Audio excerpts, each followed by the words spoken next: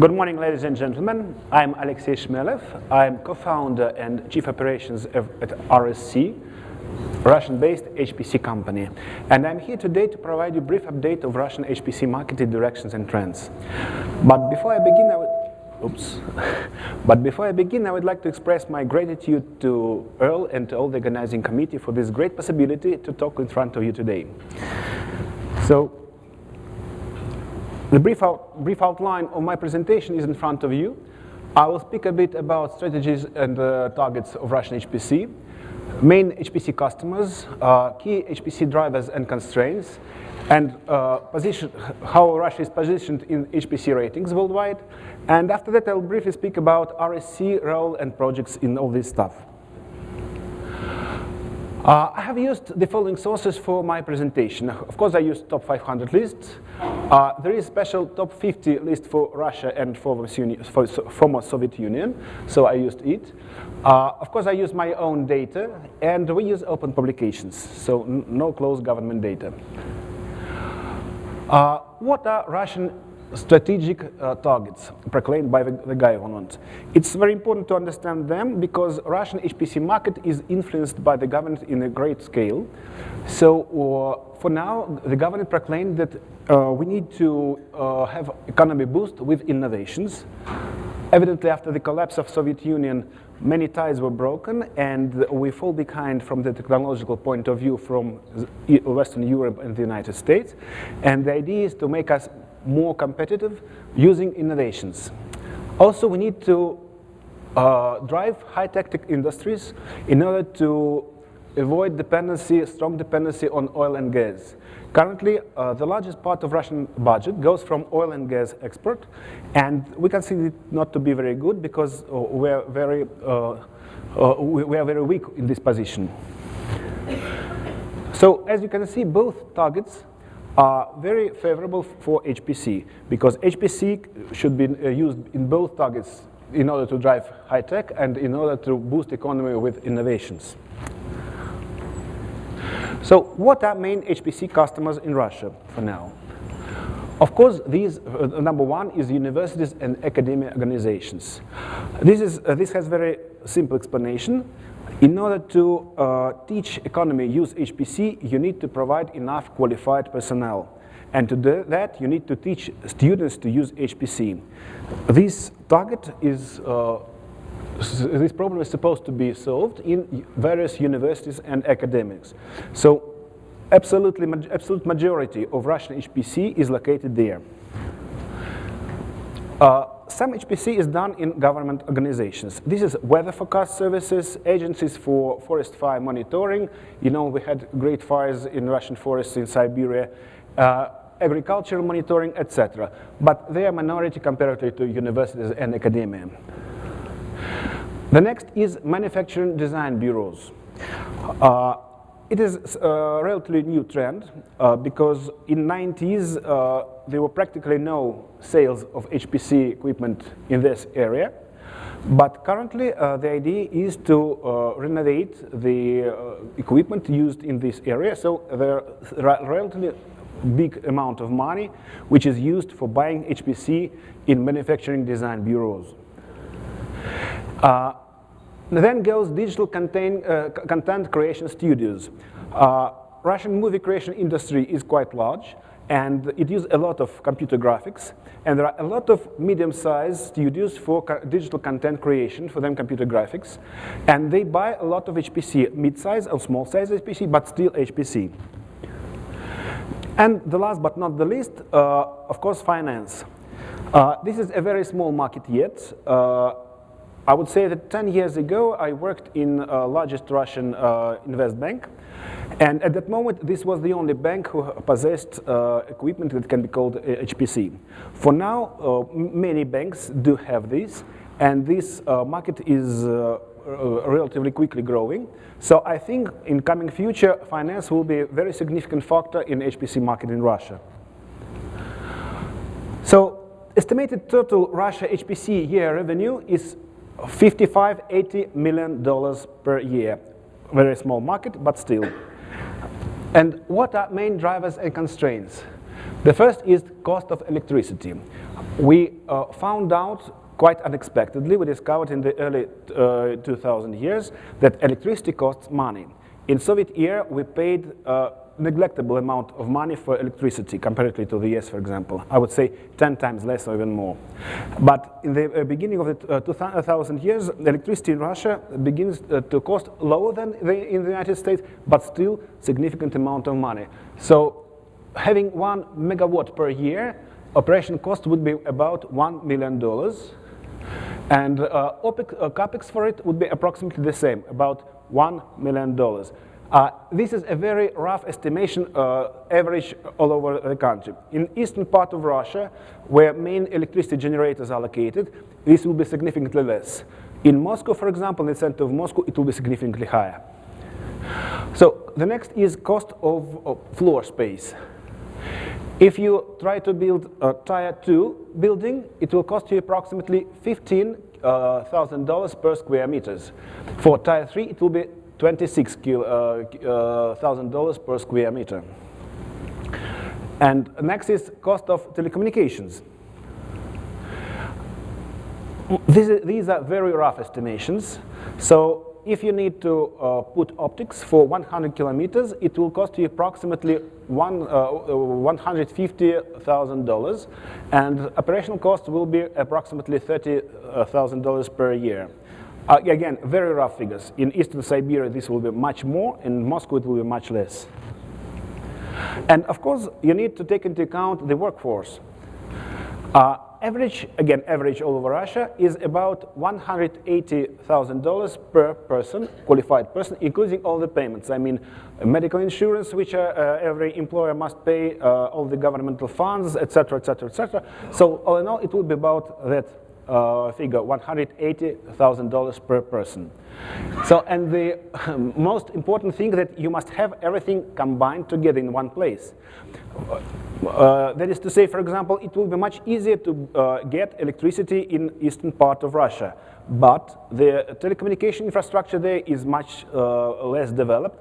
So in order to find a place where to build HPC center, you need to take into account all those issues I have mentioned. And these limitations provide us with a very short, small list of places where you can be HPC centers. Though Russian territory is rather large, practically all the major centers are built in the vicinity of big cities.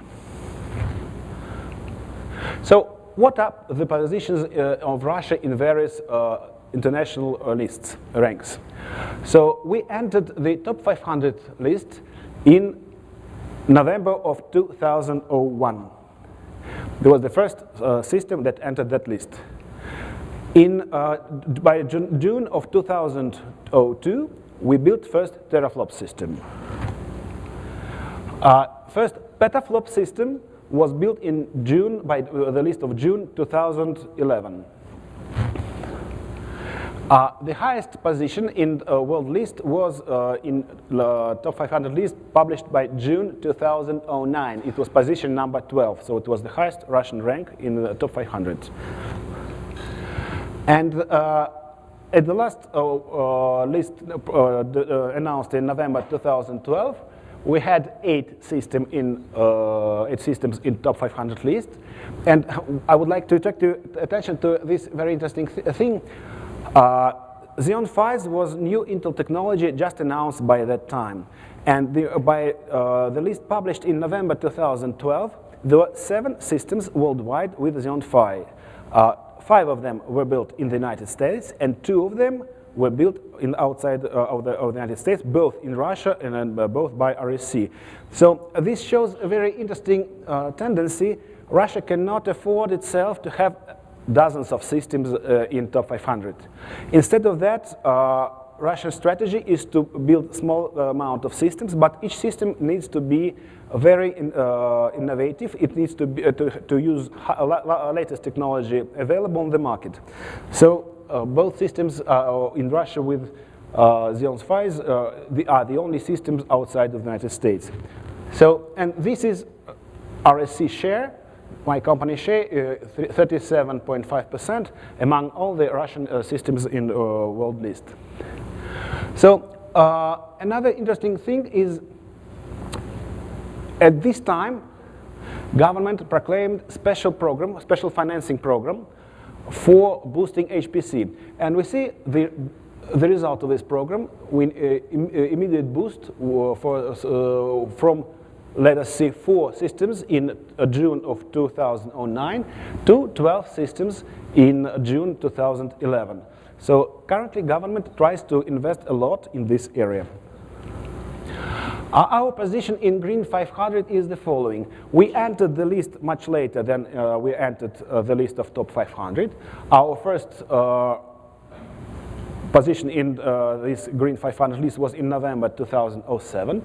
And currently in November 2012, we have best position. It's number 30 in the world's list. It's also done by REC, I'm proud to say that. And the tendency is that we are starting to grow to have more and more systems in Green 500. This is because of the fact that we started to realize that electricity costs money. So we are learning how to save these money. So this is the share of REC in all those systems. Again, the same share. As I said previously, we have our own list of 50 most powerful computers for Russia and CIS. CIS stands for Commonwealth of Independent States. These are practically all former Soviet Union republics. You can see here with the red line total sum of 5 most powerful systems. And with the green line, you can see total sum of 50 systems. The interesting thing is total sum of 50 systems grows much more rapidly than the first 5. This means that during the last years, we have the tendency where HPC is not only located in large centers with 1 or 2 machines of some best performance, but we see that we have a lot of machines of medium size also located all over Russia, and this is a good sign. This means that there is a strong demand from academic, and not only academic, from real economy users of HPC all over Russia, which shows that the strategy for some innovations, modernizing economy with innovations is working well. So this foil shows customer segmentation. As I said, the major part of it are academia and universities. But we also see here some manufacturing and R&D, and we see very small financial sector, but still existing. And we see all the rest, which are typically governmental institutions, as I said before. Military data are closed, so I have no access to them. So I would like to provide a few remarks on Russian market. I would say, from my perspective, Russian market has approximately the same structure as the US or European market, HPC market, and has the same tendency. But of course, it is significantly smaller in size, many times, I would say dozens of times smaller in size. And one more thing which is very inconvenient, very typical for Russia, but which is would be strange for the United States or Europe.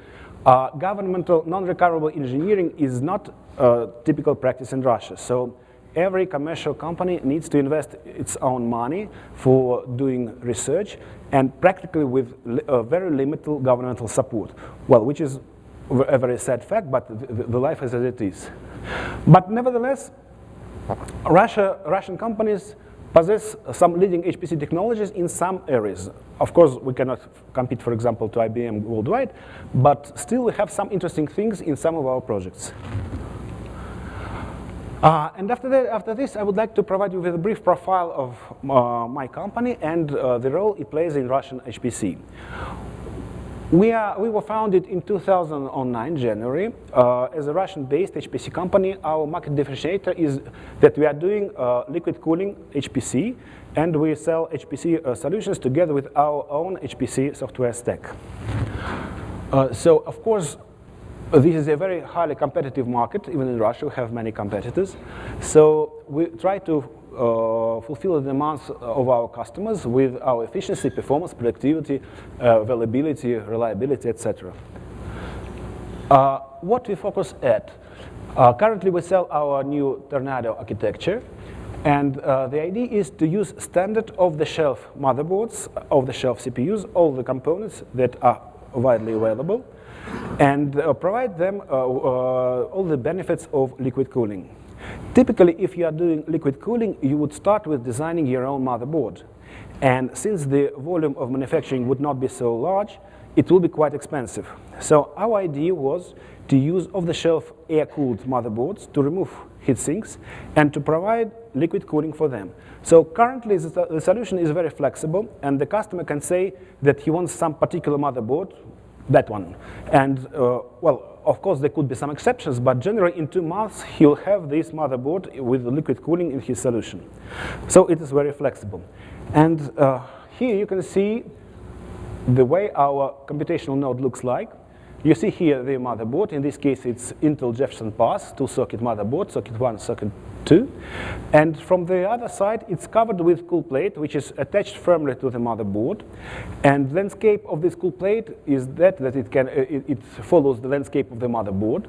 You can see the inlet and outlet, and inside of this cool plate there is a sophisticated system of channels through which the cooling agent flows, taking out the heat.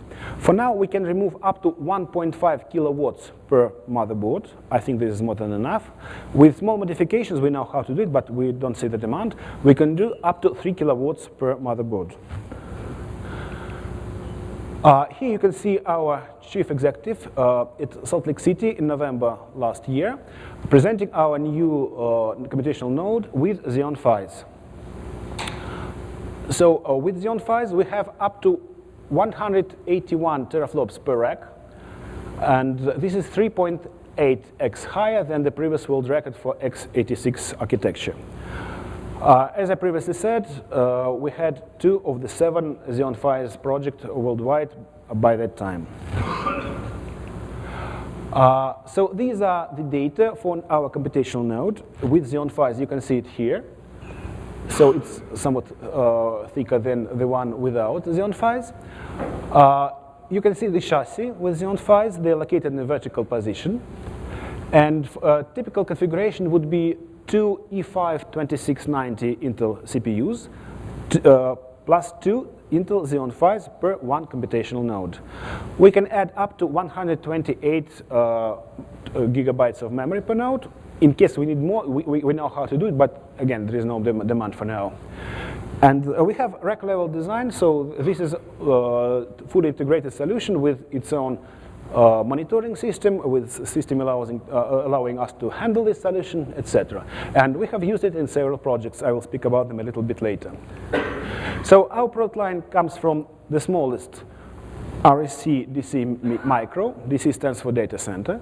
Everything in one rack, from 16 to 64 computational nodes, power supply, cooling supply, data storage, interconnect, everything in one rack. It is absolutely noiseless because water flows without any noise. It is transparent from the heat point of view. It does not emit or absorb heat from the room. So you could put it into the corner of the room, and you will notice its presence only because of its blue lights. And you can make your employees work in the same room. It will be okay because no noise, no temperature limitations, no humidity limitations, etc. So it is a self-contained system. The larger version is RSC DC Mini, from 64 to 256 nodes, typically 2 racks, one rack with computational nodes and the other one with all the infrastructure. And of course, we support full-size data center up to tens of petaflops. And you will see the examples of these installations of this type. I must say that for now, quite unexpectedly, this is the most highly demanded configuration. So customers typically ask us this size of HPC projects. All the systems we ship are equipped with our HPC cloud management solution with sophisticated artificial intelligence system reacting in real time on a changing environment. By the way, there was a very interesting situation with this. One of our customers bought RSC data center full size, and some of employees of his decided to wash the floor in the place where she shouldn't do that. And immediately the sensors for humidity stopped the machine because it was they were afraid of leakage. I had an immediate phone call from the rector of that university, how come? And after that we found out that the personnel should not wash the floors in the places where they shouldn't. So the system reacted immediately, it stopped the machine in case of leakage. I often hear this question, what will happen in case of leakage? The system will stop automatically immediately. There are a lot of sensors, there are a lot of ways to notify the leakage, and nothing will be broken, everything will be okay. So our largest installation is in Joint Supercomputer Center of Russian Academy of Science. It is Intel Xeon Phi based system. It is a prototype for 10 petaflop system, which they are supposed to build. But for now, it is much less. You can see the figures here. Our peak is 523.8 teraflops, and Airmax LinPack is 375.7 teraflops. So it's number 59 in top 500, and it's number 30 in Green 500 last list, and in number 1 in Russia from the point of Green 500. So you can see the data. We have 207 nodes, each with 2 Xeon E5 2690 8 cores and 2 Xeon Phis. So by the way, using Intel top bins with highest frequency typically is not possible with their cooling, not always, but typically. In our case, we can use them because of liquid cooling. You can see that our total disk storage, 24.8 terabytes, and we use SSDs, so there are no HDDs. There are no moving parts in the computational node. We do not have fans, we do not have HDDs, only SSDs, so it's very reliable, nothing to be broken. We use Infiniment FDR by Mellanox, and we have a special network for sensors and control of the system. The next one is older one, South Ural State University, which is in Chelyabinsk, quite far away from Moscow. It is small in size, only 192 nodes. It uses older version of Intel CPUs, Westmere CPUs, and we added Intel Xeon Phis there. It is interesting because of the following fact. Initially, it was a Nehalem system, which we built. After that, the customer asked us to upgrade it, and we upgraded it to Westmere. And after that, the customer asked us to upgrade it to add Xeon Phis. Typically, liquidly cooled solutions are very hardly upgradable because you need to change the infrastructure. We have a modular design, and we added Xeon Phis within a couple of weeks. We added 192 Xeon Phis, one Xeon Phi per node, and the system is up and running. So this shows that if the liquid solution designed properly, you can use modular design, you can update it quite freely. So it is number 40 in Green 500 worldwide, and number 2 in Russia and CIS. So we share the first and the second rank from the point of power efficiency in Russia and Commonwealth of Independent States. Our projects, major projects at a glance, I have spoken already about South Ural. Moscow Institute of Physics and Technology is one of the most prestigious universities in Russia. And Hydromet is Russian weather forecast agency.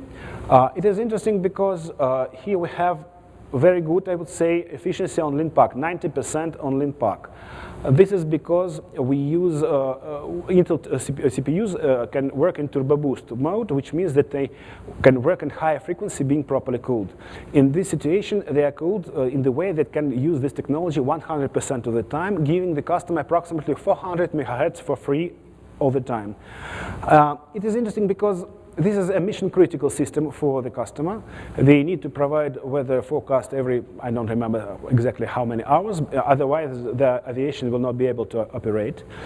And at the moment I left Russia, it was 4 months and a half of uptime without any maintenance, anyone touching the system. So it works 24 hours, 7 days a week, standing in the corner silently and without any problems, till now at least. So we have a certain amount of press awards. They are shown here. And one of their journalists calculated how many megawatts per hour our customers saved due to liquid cooling. If they would have used air cooling, they would have lost that amount of megawatts per hour. For now, we have some certain interest from the United States. You know all Professor Jack Dongarra from Tennessee University. He's the owner of Top 500 list. He visited Russia not so long ago. He visited our sites. He esteemed them quite highly. And after that, we had a great press event with him, so thanks to him again. You can see the photos of Professor Dongarra with our customers. So here I am again. My name is Alexey, and I will be happy to answer your questions.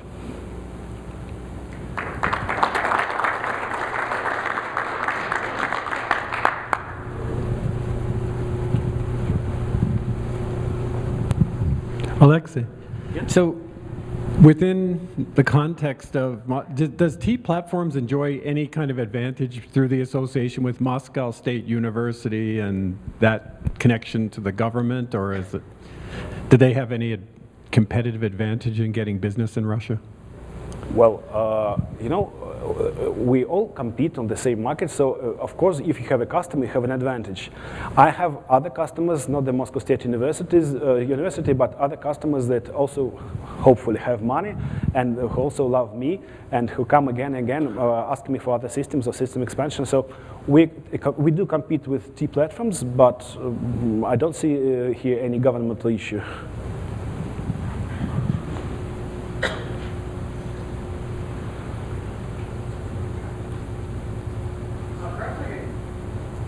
Sorry? There we go. Perhaps I could ask you a question about the Sure. market size numbers that you showed there for Yep. the size. When you use the word HPC, are you referring to every technical server or just more the supercomputer size of the market? No, of course, supercomputer. The market for technical servers is much larger because the government proclaimed a special program for investing industries in buying technical servers. So it is maybe several times or even dozens of times larger. I'm speaking only about HPC. Okay, great. Thank you very much.